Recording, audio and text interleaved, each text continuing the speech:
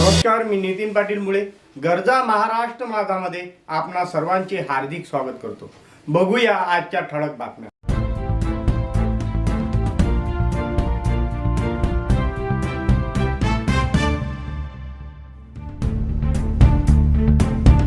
आता महिलांसाठी आली मोफत स्कूटी योजना। राजस्थानमध्ये अशोक गहलोत सरकारने 2023 सालीच आणली होती ही योजना। स्कूटी सोबत एकदाच मिळणार 2 लिटर पेट्रोल मोफत।